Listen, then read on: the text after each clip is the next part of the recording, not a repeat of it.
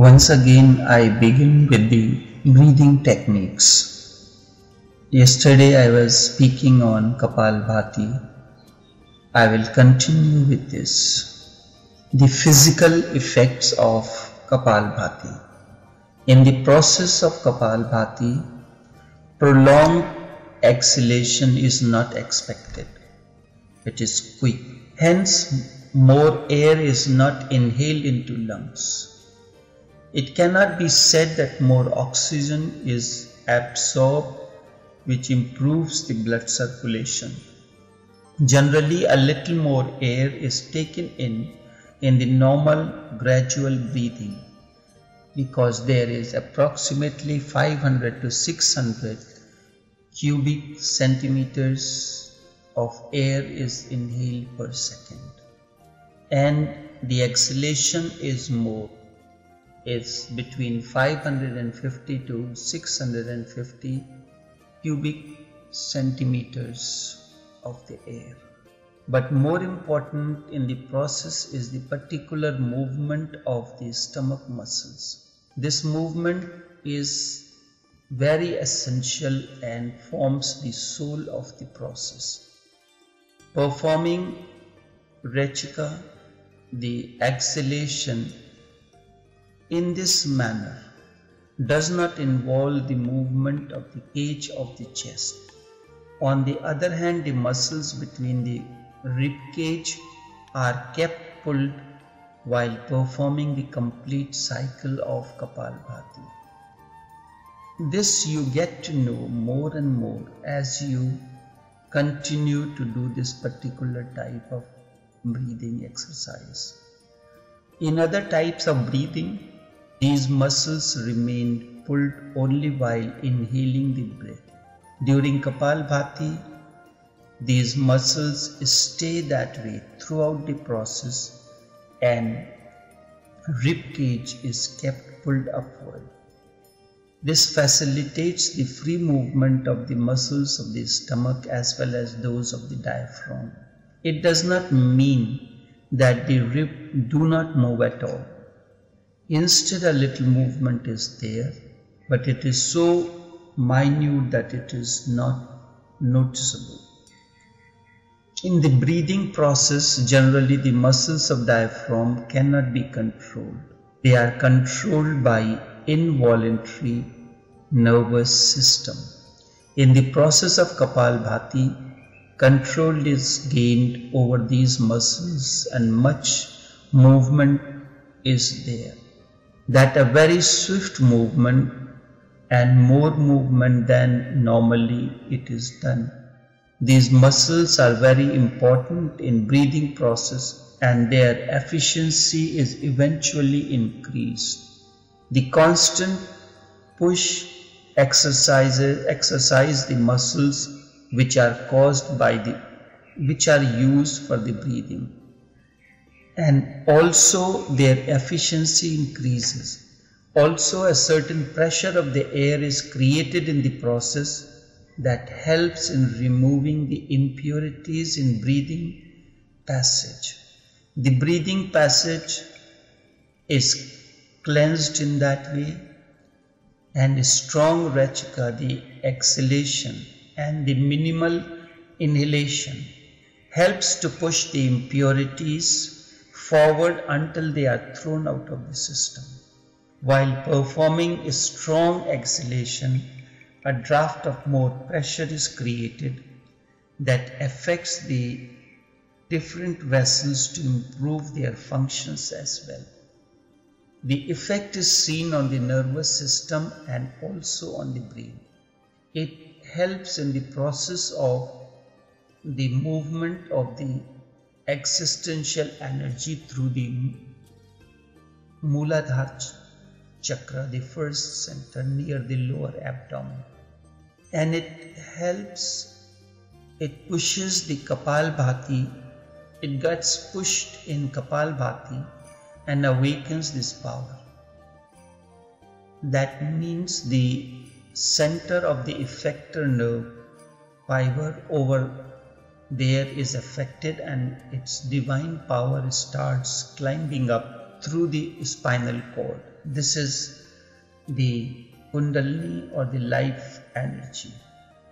And in the process of Kapalbhati, carbon dioxide is thrown off the body in large quantity and similarly in the same proportion, because when the carbon dioxide is exhaled, the more oxygen is absorbed in the body.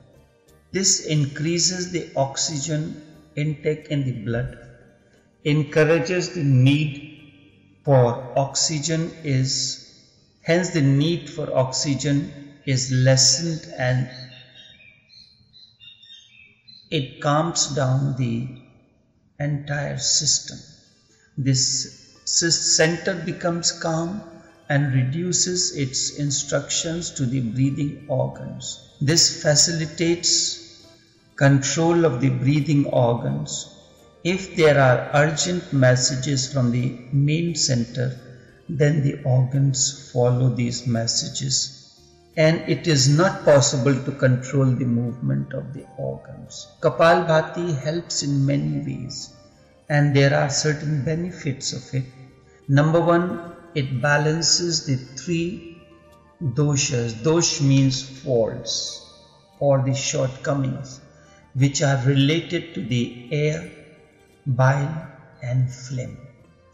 And Ayurveda maintains that because of these imbalances in the body, imbalances in either of the three or the combined way, is the root cause of unhealthy body. It is excellent for the physical body and for the subconscious mind.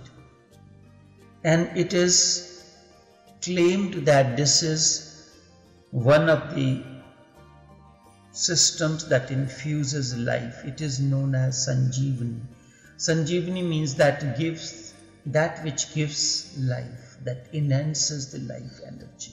It improves concentration in children and adults simultaneously, and it makes the face, because of its name and its effect, the forehead begins to shine and becomes lustrous. It cures diseases which are difficult to cure or hard to control by medicines like asthma, respiratory troubles, allergies and sinus, etc.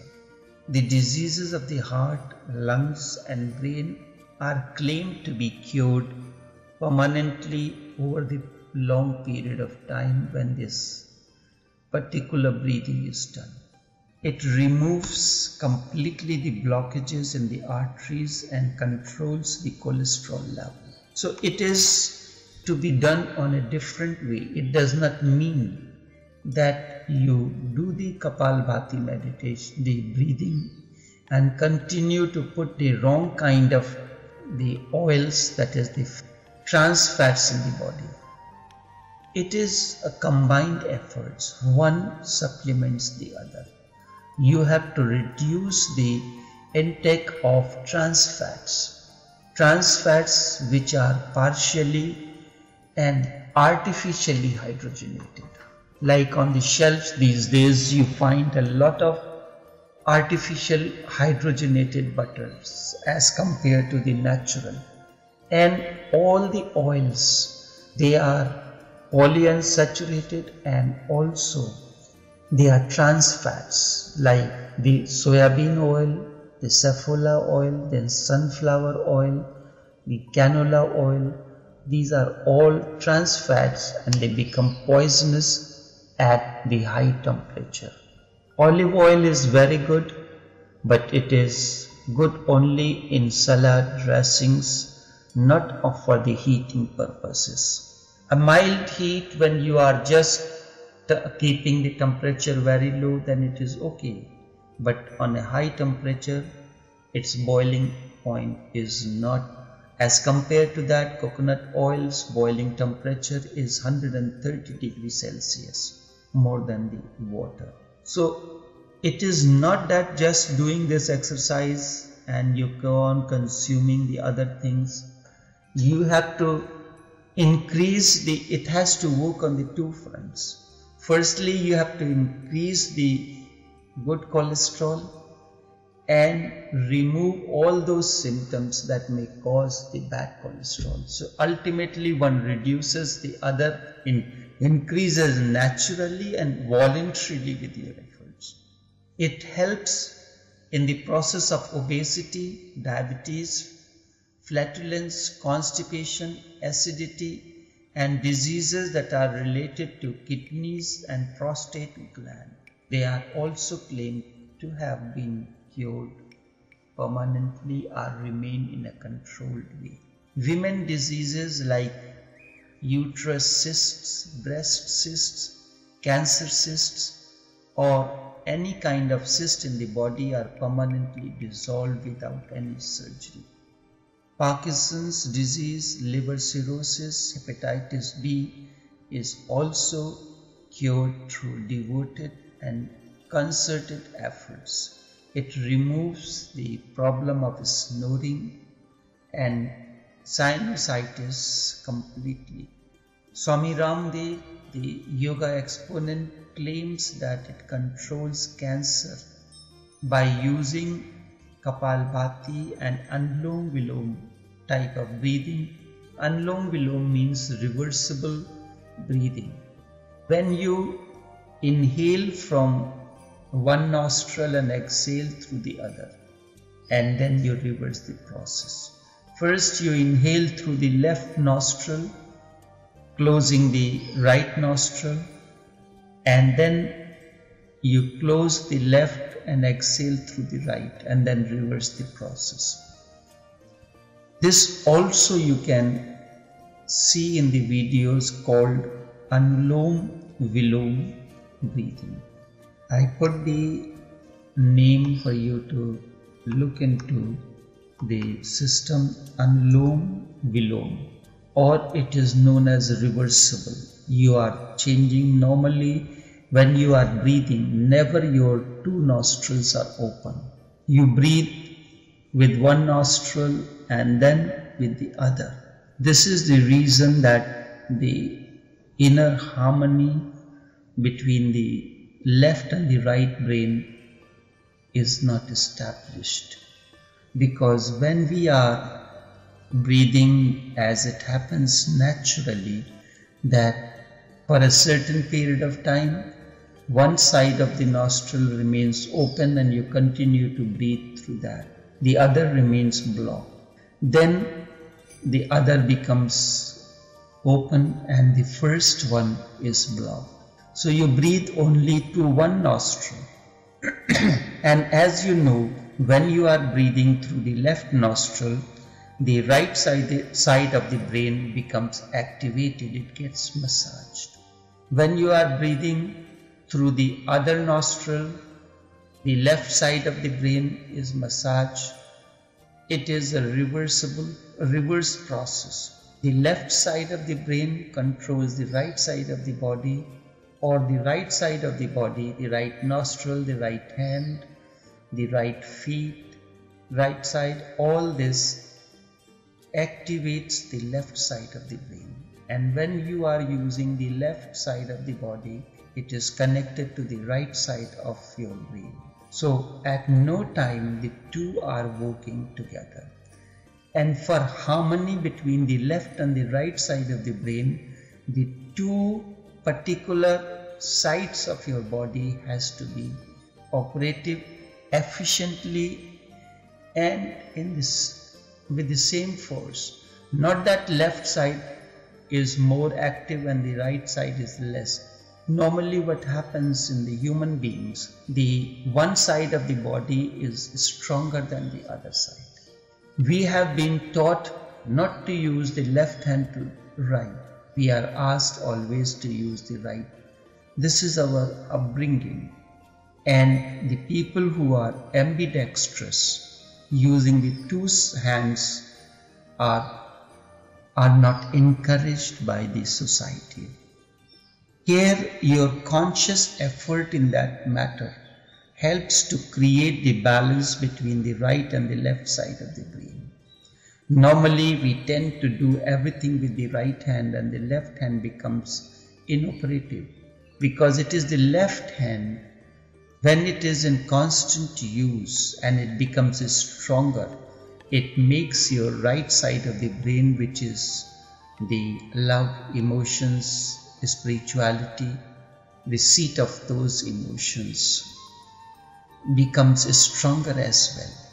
So what we should do, consciously make an effort. But when we are using the knife and fork, we use the two hands. Normally, otherwise people will eat the pizza or the pasta with one hand.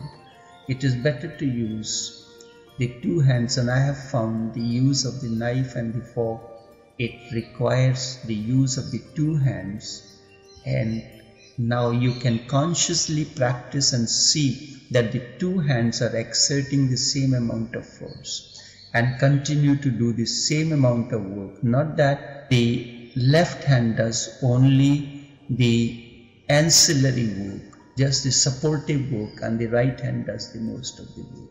So when you have to drink the water, keep on the left hand side so that you can use the left hand for that purpose. Use the right hand and the left hand in each process equally as much as possible. Then eventually you will find that the left hand starts gaining strength, and in the process the right side of the brain becomes more and more active, and then the inner balance is established. So reversible breathing helps in that matter. Even it has proved that some patients have cured the cancer. It is claimed by Swami Ramdev, the yoga exponent. Kapalbhati is the best solution for weight loss without any side effects if it is practiced 15 to 20 minutes daily. Along with the yogic diet control chart, weight can be reduced by 4 to 8 kilograms per month very easily. You have to consume the good quality of the food contents.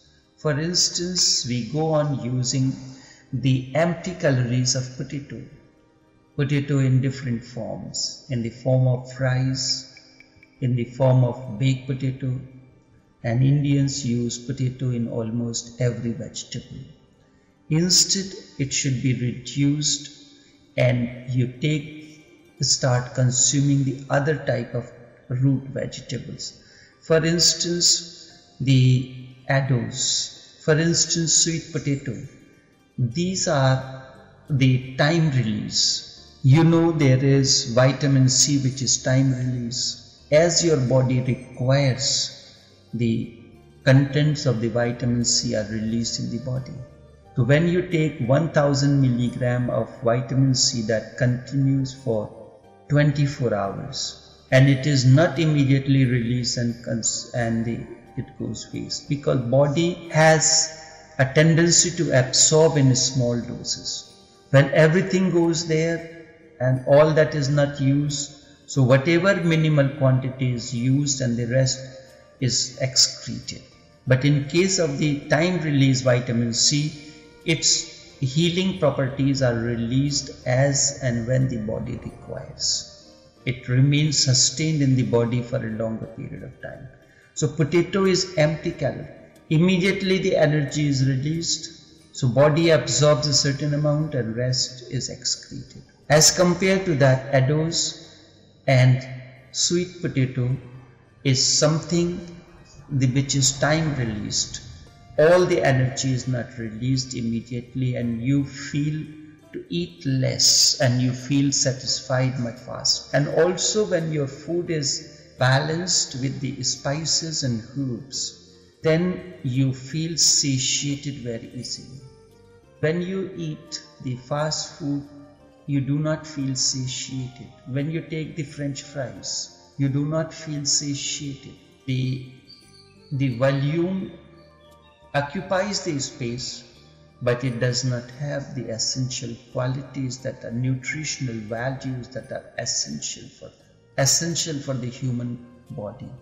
You feel hungry, you do not feel satiated. It should be a proper balance of the carbohydrates, proteins, the fats, the herbs and the spices. When the aroma and the food is balanced, then you feel satiated. That's why one feels satiated very easily with the Indian food. When I say Indian in the context of Trinidad, we have to use the word East Indian food, because Trinidad has its own brand of food called Indian food, which is not a balanced food. And also the Thai food is very tasty and it satiates the human beings very easily. So when you are doing the exercise and your diet is balanced, now there are many yogurt brands are available on the supermarket shelves that say low fat, but you do not look at the contents of it. It is low fat and high in the sugar content. It is highly sweetened, and it is sweetened with the white sugar. So sugar is empty calorie.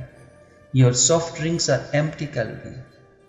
So you have to remove the consumption of the empty calorie. This is what the yogic diet means. You have to increase the live foods. For instance, alfalfa sprouts, the green beans sprouts. You can make these sprouts on a daily basis on yourself by taking the green mung beans, wash it and soak, and then when it is soaked and you see the sprouts begin to come, then you remove it from the water and put it in the covered either with a damp cloth or tie in a damp cloth. Then the sprout begins to come. The sprouts are very rich in vitamin C specifically, and it is very light food. You can use it in your salads. You can use it just so. It is very tasty. And also when somebody is recuperating, it is suggested you take the beans, this mung beans, and also split mung with the outer skin. And when after a prolonged illness, somebody is recuperating, in India we used to give the skin of the flat bread and the moong dal, that is known as moong dal. Is when it is split, it is known as the dal or pulse, and the beans is the one when it is not split in the whole beans. So when somebody is going through a weight loss program, then they consume first 3 days, they only take the water of the moong beans. When the moong beans are soaked, the whole grain is soaked in the water. So normally what we do, we throw the water. Water absorbs many nutrients in it when it is soaked, and all that excess nutrients are removed. So you can consume for 3 days that water alone and nothing else. From 3rd day onwards, at the end, you start consuming the sprouts as well. Then a few days you consume the sprouts, and with that you can take the intake of the milk. So this is where it is called the yogic process, and you can take the fruits as well. When KAPALBHATI is used along with the diet, yogic diet, it helps in the weight loss, but it requires that every day 15 to 20 minutes this KAPALBHATI is to be done. It helps in controlling the hair loss as well. Depression is cured as mind becomes more and more stable, happy and peaceful, which removes the negative thoughts automatically. When the exhalation is done, in the exhalation many toxins, because the depression arises because of certain toxins in the body. When the process of digestion begins, it is natural. The moment signal reaches the stomach that the process of chewing has begun, the digestive juices are released. There are 6 digestive juices. Our food should be in such a way balanced that all these 6 digestive juices are consumed. If any of these is not consumed, it remains in the system. When there is fear, a certain substance, adrenaline, is released in the body. And the moment the fear begins, adrenaline is released, dog smells that and chases you. So fear, the depression and many other unstable conditions of the mind are also cured, because in the process of a strong exhalation, all these toxins are released from the body. When the toxins are released, their effect as depression and many other things are also controlled. There are certain precautions which one should take during the process of KAPALBHATI. The first is, women should avoid KAPALBHATI pranayam during the periods and pregnancy. Patients who suffer from the severe heart problems should not do the forceful, because you remember when there is heart problem or triple bypass surgery, the heart is behind the rib cage, the bones, and these bones, when the operation is done, it is not like flesh which can be cut. So and then it can be refurbished by using the stitches. When the chest area has so many bones, it has to be sewed, and now bones cannot be stitched back, the flesh can be done. So what it is done, a particular kind of glue is used to after the surgery to close the wound, to heal up all the bones, and eventually that glue restores the bones, the entire system, and the wound is recovered. So if you are using the excessive force or bending and the pressure goes on the chest area, that wound can open. Heart patients are asked to be careful about that, because a particular kind of glue is applied to the chest area where the bones are, and eventually after a period of time it restores the entire rib cage. So because of that, excessive force is not allowed to be used. They must practice anything, if it is to be done, under the experienced yoga exponent who understands the body system and who has the medical understanding as well.